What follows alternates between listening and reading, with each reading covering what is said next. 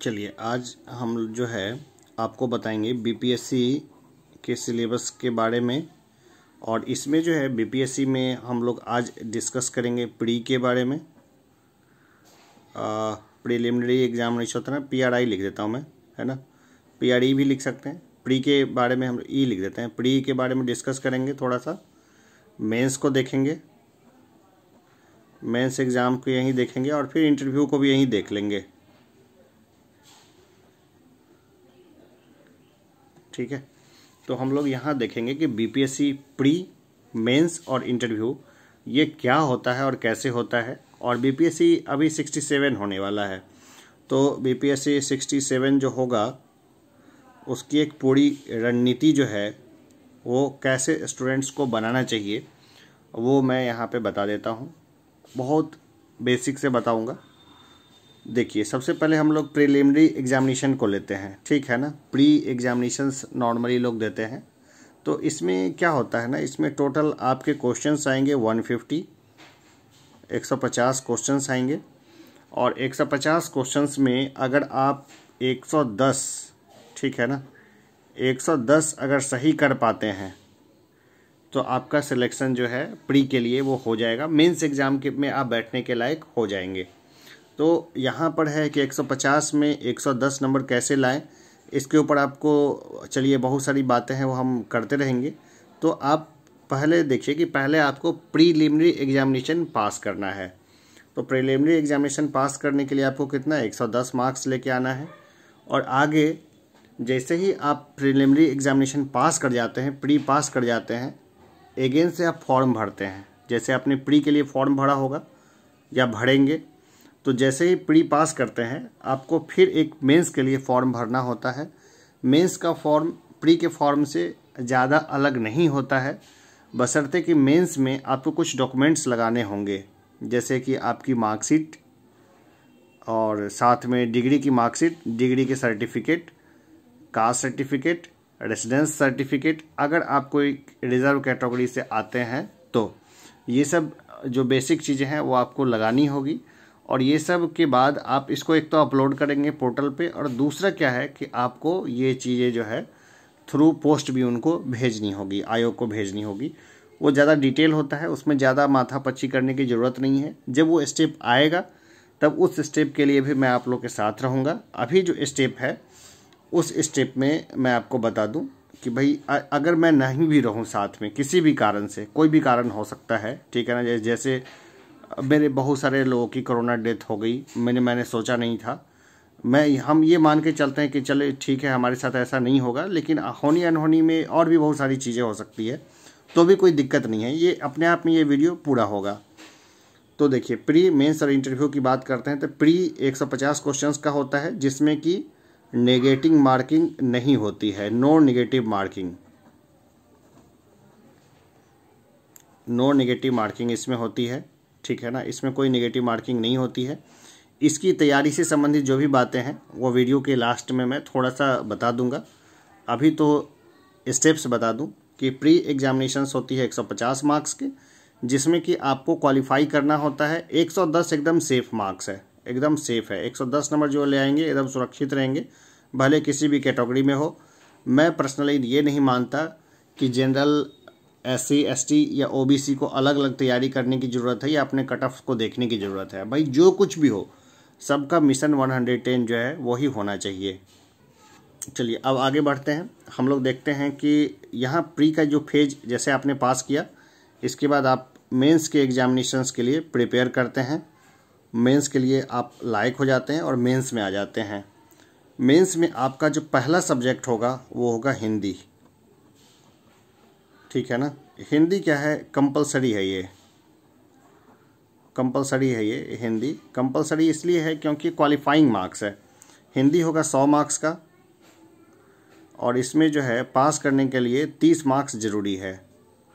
भैया सिर्फ क्वालिफाइंग है, ठीक है ना। आप जानते हैं कि बिहार क्या है, हिंदी भाषी क्षेत्र है, और यहाँ मैक्सिमम लोग जो है हिंदी भाषा को समझते हैं, बोलते हैं, और हिंदी में ही सारे काम लगभग जो है वो होते हैं। हिंदी बिहार की मातृभाषा नहीं है, लेकिन हिंदी को जिस तरह से बिहारियों ने अपनाया है वो अपने आप में बहुत विलक्षण है। हम लोग जानते हैं मिथिलांचल की भाषा अलग है, वज्जिका की भाषा अलग है, और इधर भोजपुर साइड का भाषा अलग है, यानी 3 क्षेत्र है, तीनों की अलग अलग जो भाषा है, तो हम लोग उसमें नहीं पढ़ेंगे, वो सब्जेक्ट का मैटर है, सब्जेक्ट में आएंगे तो देखेंगे। लेकिन जो भी क्षेत्र है, चाहे वो मगही क्षेत्र हो या मैथिल क्षेत्र हो या भोजपुरी क्षेत्र हो, वहाँ पर हिंदी भाषा में ही मैक्सिमम काम होता है। इसलिए हिंदी को जो है कंपलसरी हिंदी है। इसमें 100 मार्क्स का होगा, जिसमें से 3 मार्क्स लाना, 30 मार्क्स लाना जो है वो अनिवार्य है। आसानी से आ जाता है, बिल्कुल मुश्किल नहीं होता है। एक एक सब्जेक्ट के बारे में डिटेल से मैं बताऊंगा, खास करके हिंदी, GS1, GS2 और पॉलिटिकल साइंस इंटरनेशनल रिलेशन के बारे में बताऊंगा, क्योंकि यही मेरा मेंस में सब्जेक्ट्स रहा है। दूसरा अदर सब्जेक्ट के बारे में मैं बहुत रिसर्च करके बता पाऊंगा, ऐसे तो हवा में फेंकने का क्या मतलब।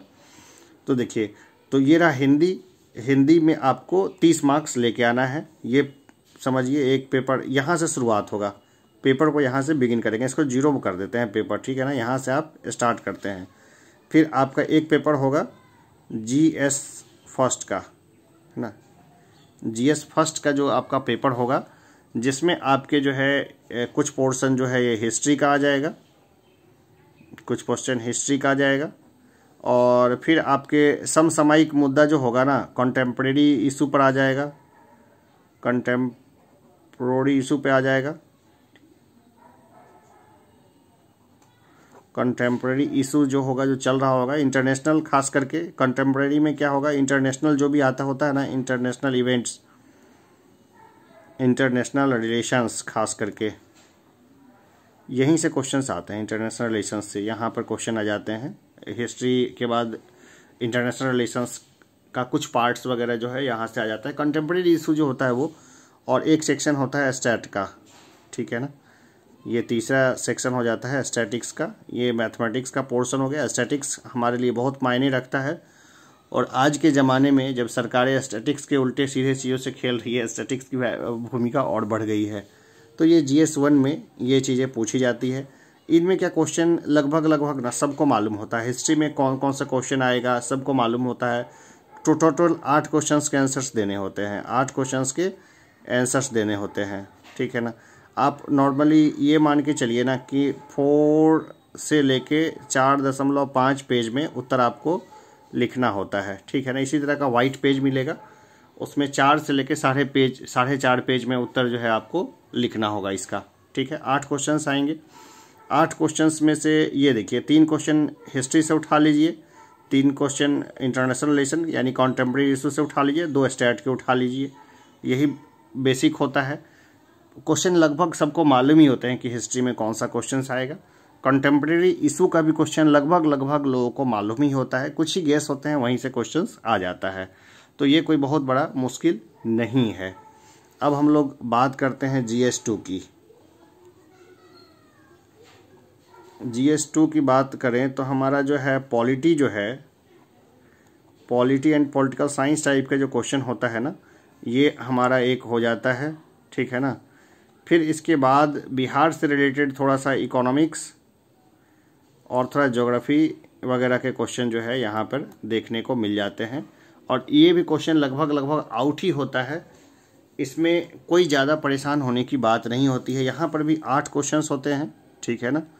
अगर यहाँ पे मैं कुछ नहीं बता पा रहा हूँगा तो मुझे नीचे कमेंट बॉक्स करिएगा। मैं सारे सब्जेक्ट अपने आप में बहुत हैं, अगर मैं सबको बताने लगा तो लगभग 2 घंटे का इसमें सारा कार्यक्रम लग जाएगा। तो मैं डिटेल से सब कुछ बताऊँगा, लेकिन सबको सेपरेट बताऊँगा ज़्यादा अच्छा। अभी बेसिक ओवरव्यू दे देता हूँ। यहाँ पर भी 8 क्वेश्चंस हैं भाई, आपको 4 से लेके 4.5 पेज में आपको उत्तर लिखने हैं, ठीक है ना। इतना ही लिखना होगा।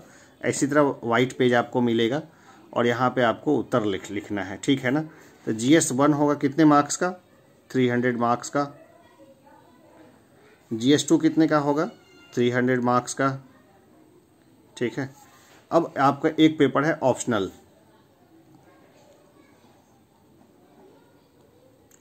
पेपर। ऑप्शनल में भी सबको पता होता है कि किस तरह के क्वेश्चंस आएंगे, कहाँ से क्वेश्चंस आएंगे।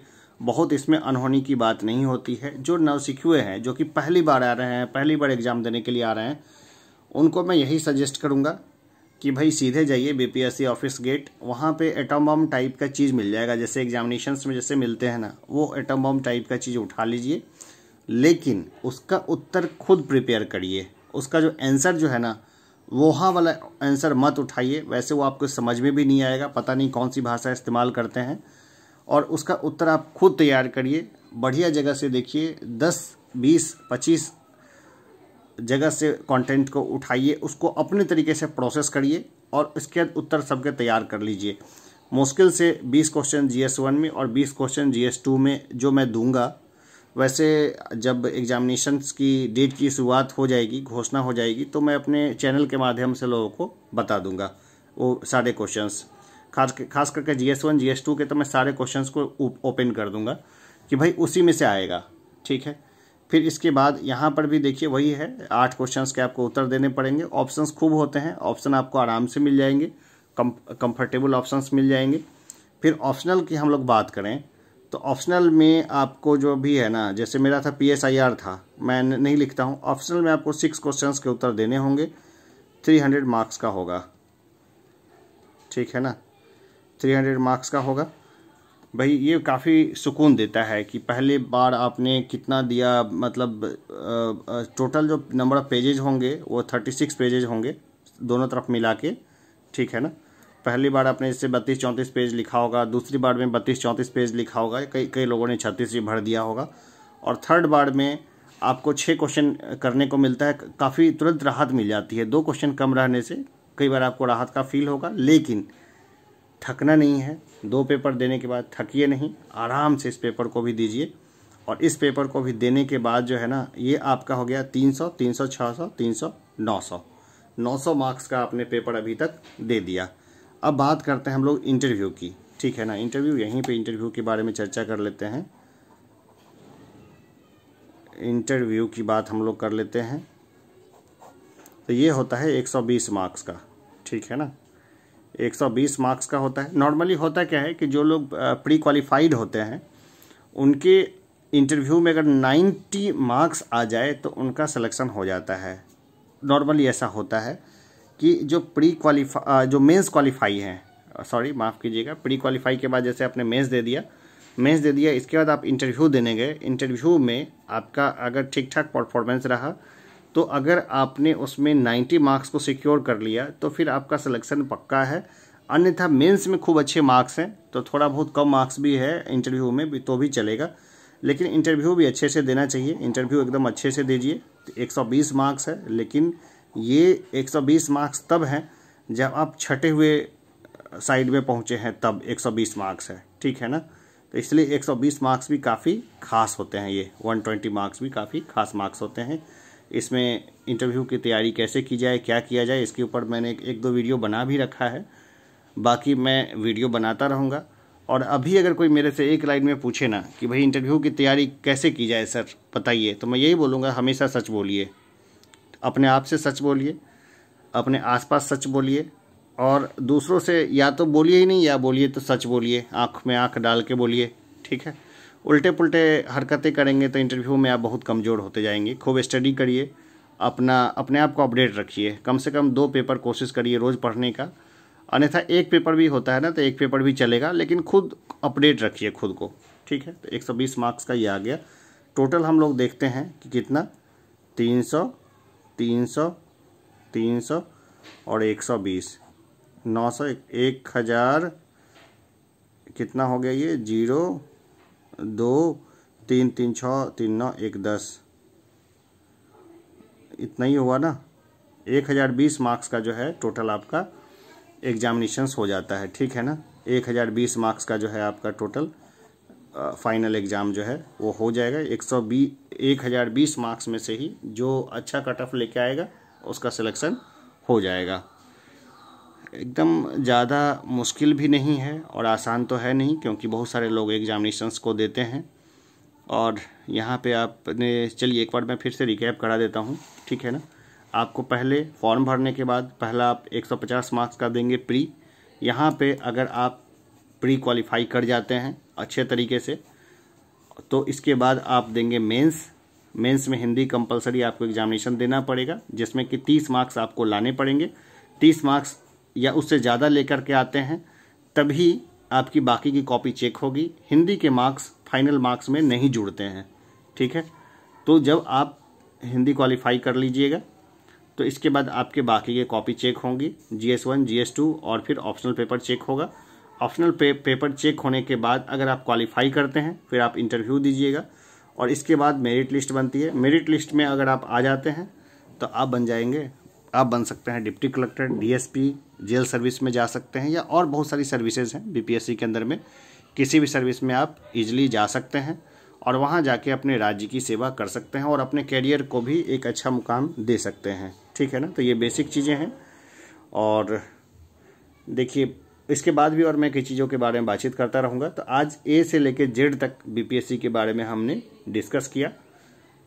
बस आज के वीडियो में इतना ही।